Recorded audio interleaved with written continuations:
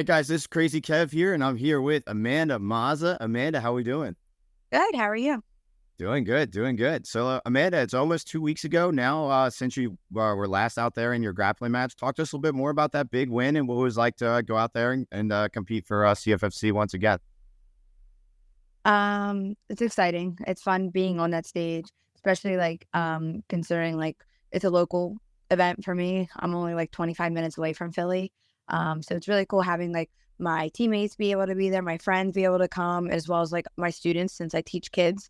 So having all my kids come and watch me too. So it makes it a little bit more at ease. And again, I'm familiar with that stage, so it's cool being in the back with all my friends and teammates. So that's really cool too. I always look forward to Furies because now like that's kind of like my home turf usually. So whoever I'm going against, it's basically like, all right, like you're stepping into my territory, and I am 4-1 in Fury now too. So that was a good win for me. It wasn't necessarily exactly how I wanted to go. I mean, I still got the win. I got stuck in a pretty crappy position.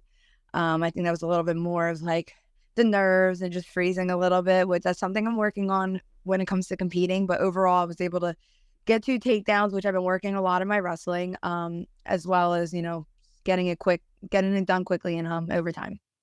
Yeah, yeah. Now, what did you think of the new rules with CFFC? Um, I liked it. I mean, I understand like why, because, in the past we had some issues with like judging and like some biased judging and whatnot. So I think honestly, like this is fair. Like it is what it is. Like you get your guard pass, you get taken down, you score, you score. Like you can't challenge that, considering like that's how you win. Like you win. Dude, nothing happens in overtime. I mean, in regulations, because obviously like so only thing that kind of stinks because regulations is really quick. Like it's 5 minutes for prelims and then 6 minutes for main card. So it's like, you know, especially some of us high level athletes, like I've done 15-minute matches, so 6 minutes, it's like, I'm just getting started. Like at 6 minutes, like I'm just starting to like move a little bit. I'm just starting to figure out exactly where I want to go, and the time's over. So I'm glad at least like in overtime, it's like, all right, I have 2 minutes to just get it done. Like, let's just go, like pull the trigger and go. So I definitely really like this rule set. And again, I'm really getting really confident with my wrestling too. So like, I'm ready to just take somebody down quick. Let's go. And speaking about taking somebody down, I mean, do you have any eyes on who maybe could be next for you? I don't have any eyes at all. I kind of just whoever, my coach offers me, I take it. But my problem is I have a hard time finding people in my weight class because I am on the smaller end. I'm 115. I walk at 115. I've taken matches at 125, given up 10 pounds, as well as 130. I've taken matches against bigger people, and that sometimes sucks being caught on bottom at times. So my coach really tries to get me to go against people my weight.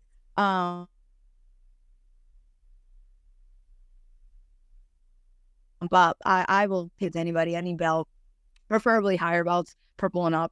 But other than that, no, there's not really anybody specific I have in mind at the moment. I would love to get like another UFC fighter. That would be really fun. I would definitely like to get that one back, but I don't know if they're gonna cut, especially UFC people. I don't know if they're gonna cut to 115 for just a grappling match. You know what I mean? Oh yeah, yeah. No, So, that definitely makes sense. Yeah, yeah. No, fair enough. And yeah. yeah, with that said, you mentioned too, with you being like in the smaller weight classes, you've had to compete against like teenagers and stuff like when you were first coming up on the scene. Talk to us a little bit more about that. Oh my God, that was the worst. So I started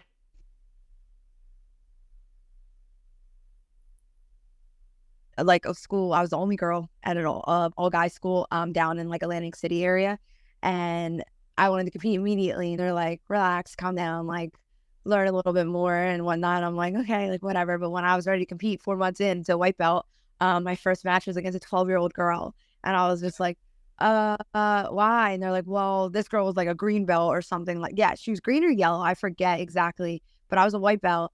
And this little girl put me to sleep, literally. And it was like naga. It put me to sleep in like not even 2 minutes. And he bow and arrow choke. And I'm like, what the frick just happened? So that sucked. And I was like, you know what? I'm not respecting this. Game on now. So the next girl I went against, it was at like a finisher's like open. And she was also like 13. But again, like my weight class is like, I'm small. So like I'm going against smaller people. Like there's not many like grown women that are 115 pounds, like very, very, very few of us. So again, I did that. I showed no mercy on this child and she cried and I'm like, she's crying while I'm like submitting her. And I'm like, I feel like this is like a crime. Like this doesn't feel right. Right. After that, my coach is like, hey, listen, like they're out there doing the same thing as you. If anything, they've been training longer than you. Like they want to go out there and compete at this level, then you got to give it to them. I'm like, yeah, but I have this woman's strength. Like they're still children. Like, and another thing with that is like they have like rubber bones. Like, you know, they're not like, they're so flexible and flimsy, these little kids, that I'm just like, here I am just cranking an arm bar like over there and they're not tapping. And I'm like, what the frick is going on? Like, I don't want to break this kid's arm, but like, they're so flexible. And I say these children, they have rubber bones, literally. So that was that kind of stunk. But as I got higher, like I started competing at a higher level, I wasn't really going against younger people anymore.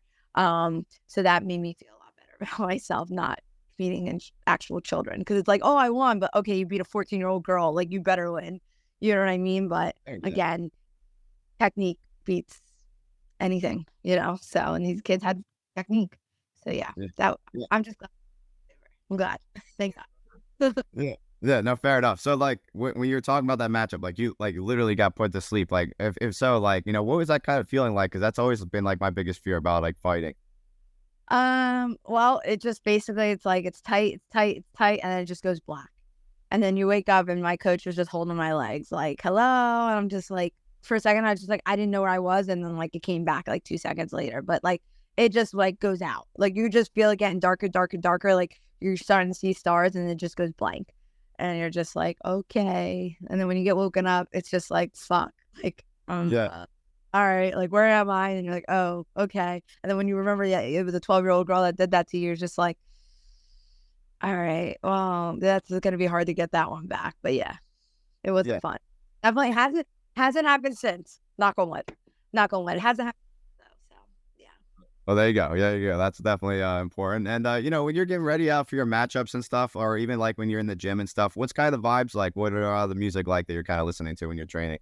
Oh, I am like a full on like alternative Blink-182. Obviously, I walk out to Blink-182 every single match. Even when I competed in Liverpool, that was also walked out to Blink-182, and they all loved it. They loved it over there. They loved like Liverpool, like they're like the Jersey Shore of UK. So that was so cool. But nah, I really like to just like listen to happy, upbeat music. The vibes are, you know, we push each other really hard because I'm so lucky that my training room, like I have so many high level athletes, um, between UFC, between Fury, Cage Fury, between like, you know, highest level ADCC, like medalists, like everything like that. Like I'm so lucky I get to train with some of the top grapplers. So honestly, like it's a really fun because we really are like pushing each other and like beating each other's asses, but like nobody's feelings are getting hurt because we know we're all like pushing each other to be better. So I'm very fortunate with that because I train in some really, really tough rooms. And honestly, everybody I'm with between Cindy Ong, Danielle Kelly, Amanda Levy, Daishi Goto, Pat Sabatini, like I have high level grapplers, MMA fighters around me. So we all are like same mindset. So when we're grinding, like it feels really cool knowing that all of us in there are like grinding and pushing and going hard. And like, we don't have to worry about like, oh, this person was going too hard. Oh, this person cranked this. Like, you know how that is. But like, we know what it's like to push. And we will push each other, especially when some of us haven't matched. Like the week leading up to Fury, you know, there were so many of us on that card. And that was really, really awesome. So Jonathan was just like, all right, let's go, let's work. You know, we were doing hard 6-minute rounds. And then he'd be like, all right, minute rest, let's go, get it, score, like pushing the pace, you know. So we all were really, I think all of us won, all of us from Web. I'm pretty sure every single one of us won.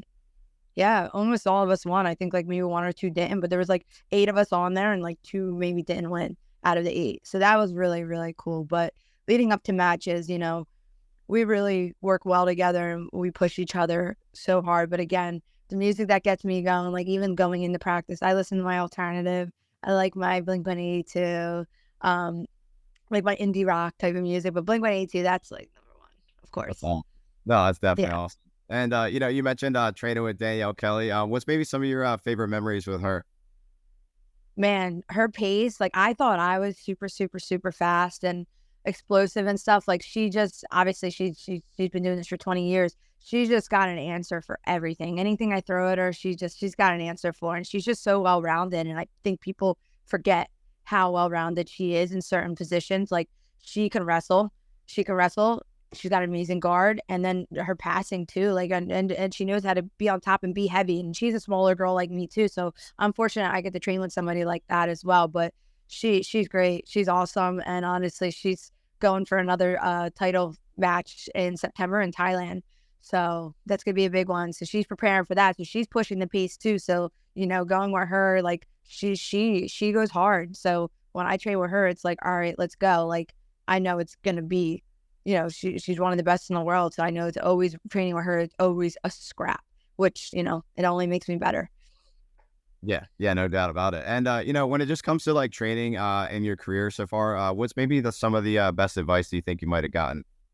Well, I've been working with Mindset Mike with like definitely more of my mental game, because honestly, that has made such a difference. And I would definitely say like the best advice I've gotten is stop focusing so much on the outcome and have fun. Like have fun with it. Like the fact that I get to do this every day, and I work multiple part-time jobs to obtain this lifestyle, but it just going out there and being grateful and so much gratitude, and realize like, hey, like I get to do this. I get to do this. Like I'm grateful. I get to do this. This is fun. This is the fun part. When I go and compete, take the pressure out of winning and focus more on my performance. Because you know what? There's been matches where I have literally had a dog fight, like insane scrap, and I've lost in like overtime. Like, you know what I mean? Like, and I left those matches not feeling so bad about myself, because I'm like, you know what? I scrapped. I did so much good stuff that like, all right, I lost an OT. It is what it is. Or even like, I'm winning, I'm winning position, I'm winning position, I'm winning position, I'm winning my points,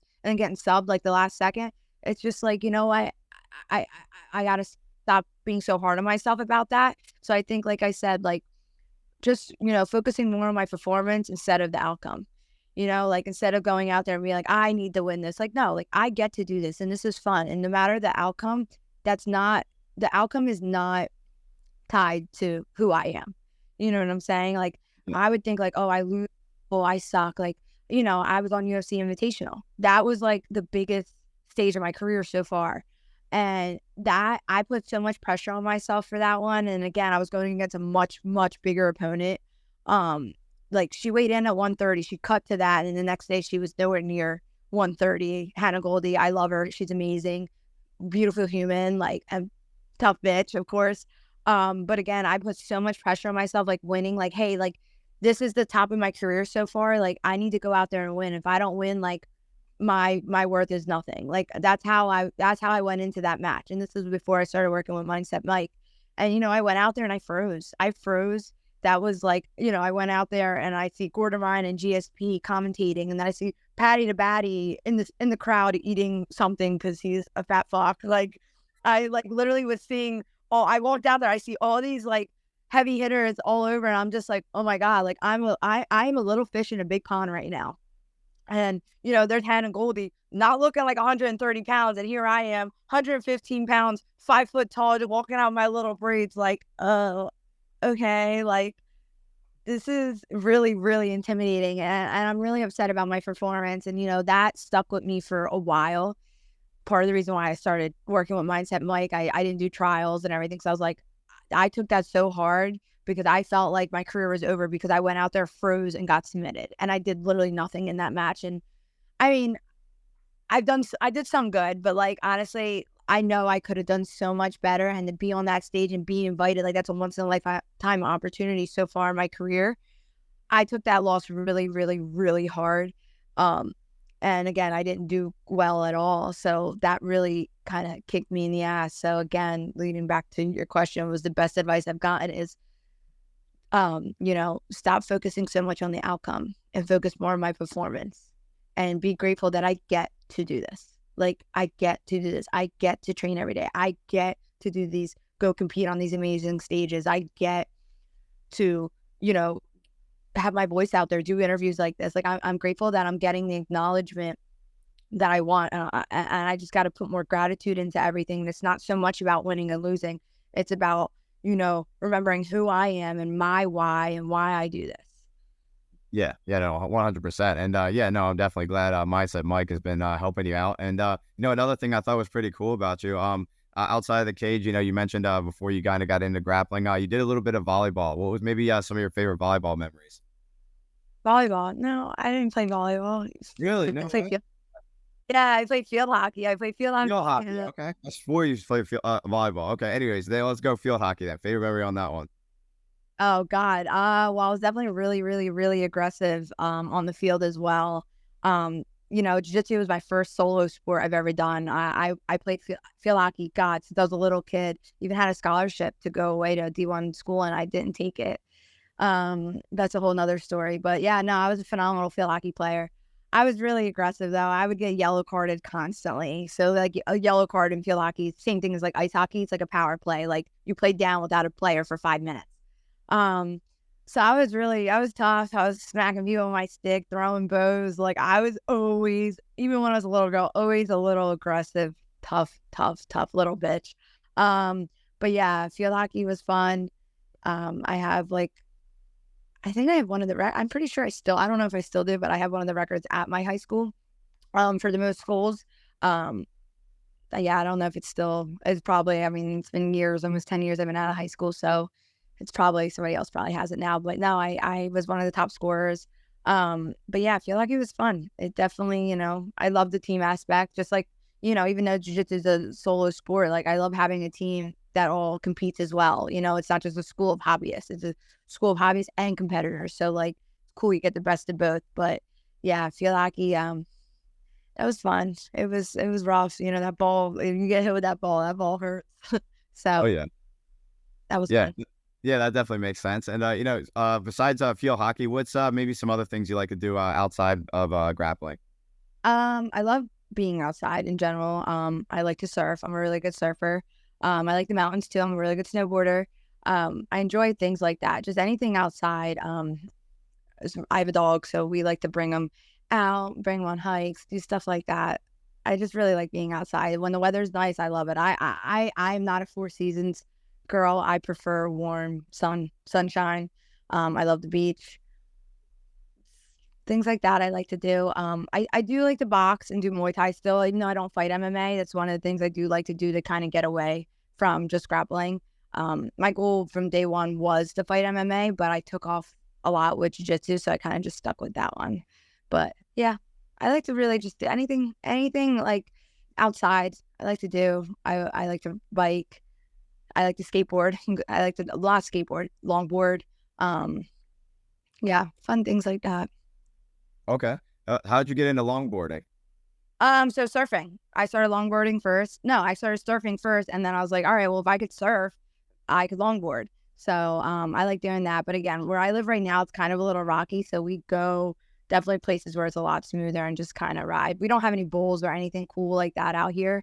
But any flat areas like that, like I love it. It's fun. Usually down the shore. When we go down the shore, I'll bring it, and we'll kind of bop around like Margate, Ventnor, all those areas and down the Jersey Shore. Nice, nice. Well, the only reason I was asking is because with longboards, I have one myself, but there's also another thing that's called a metro board, and they're like electric, so you can use like a remote and stuff, so you hit it for like the gas and everything. It's sick. I usually ride those around. They're a lot of fun too. 'Cause I've never rode one of those. I've seen those. So yeah, that's really cool. I don't know Yeah. how good. I don't know. I don't know. I almost died on one of those Segway things. So I'm like, I don't know anything electric under my feet. I don't know. The We'll give brakes it are a the try. hardest part. But Yeah, yeah. No, the brakes are the hardest yeah. part. If you hit it too hard, you'll definitely go flying. I did that a couple of times for sure. Oh man. Yeah. I'm I'm a very unathletic athlete, if that makes sense. I am very very clumsy. I'm athletic, but I'm super, super clumsy too. So something like that, oh, I'm dying. Fair enough. Fair enough. No, no, I definitely think a lot of people would. They definitely go fast too. That's the other thing. And And yeah, yeah. Well, that being said, too, I'm a Taekwondo instructor. I've been teaching for 6 years, and I've been training for 19 years now. So I just kind of love what I do. And with that being said, with all the guys I have at my gym, what advice do you give to them to keep on coming into the gym and to keep on getting better and better every day? just showing up. just showing up, and just to remember that even if you go into the room and you're the nail one day, like that, the training room is where we make our mistakes. The training room is where we try things. The training room is where we get better. So like people, sometimes people go in there and they're like, I can't get tapped. And if they get tapped 20 times in a day, I used to be this way, be like, I suck. I'm not even good. But you know what? Like then when you go in there, like, and you try things, and then you go out there and compete and you do these things and you get better at them, that's so rewarding. You know what I mean? But even people that don't compete, like I said, like just keep showing up, keep trying. Keep getting stuck in bottom out. Okay, keep putting yourself there and keep working out of there. You can't do any takedowns. Okay, well start on your feet and keep trying to do takedowns. You know what I'm saying? So if I could give any advice, it's just keep showing up, and whatever you're bad at, learn to like embrace the suck and get better at it. You know what I mean? Don't steer away from guard. Like it's really cool because my boyfriend, he's a Division I wrestler. So when he first started, he told me that all he would do is work guard. Division I wrestler. He could go in there and no one's taking him down, but he would literally pull guard because he's like, this is where I'm not good and this is where I'm going to get better. And honestly, like I've taken that advice from a lot of people, and that's what I've done. Any of my weak areas, that's where I go and work. And yeah, it sucks. And yeah, I'm going to get smashed. And yeah, I might get submitted there and I might suck there. But you know what? The more I keep working there, the better you're going to get. So just, you know what? Just keep showing up, and where you're weakest, start there and build from there. Yeah, no, absolutely. I definitely think that's a solid message. And speaking of messages, man, it's been awesome talking to you. What's your final message out there for the fans watching this video? Honestly, God, just enjoy the journey. Enjoy the journey. Be grateful you get to do this. So much gratitude. Show gratitude towards this. And honestly, like jiu-jitsu has literally saved my life in so many ways that if I could say this to anyone, it's just keep doing it and keep continuing it. And if you're not happy with something, whether it's your gym, your life, or anything, leave. Change it. That's it. Just change it. Don't stay where you don't feel like you want to be. Change it. We are in the driver's seat of our life. We pick what direction we go in. So, you know what? If jiu-jitsu is your dream, go for it. Make it happen. If taekwondo is your dream, go for it. Make it happen. Do what you want because we have one life and this is it, and go for it. Yeah, no, absolutely. Man, that was definitely a solid message. And yeah, we're looking forward to what's next for you. And thank you so much for taking the time. And yeah, we're looking forward to what's next.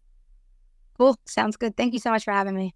Yeah, no problem. All right, man. Take care. Enjoy the rest of your day. All right. Bye-bye.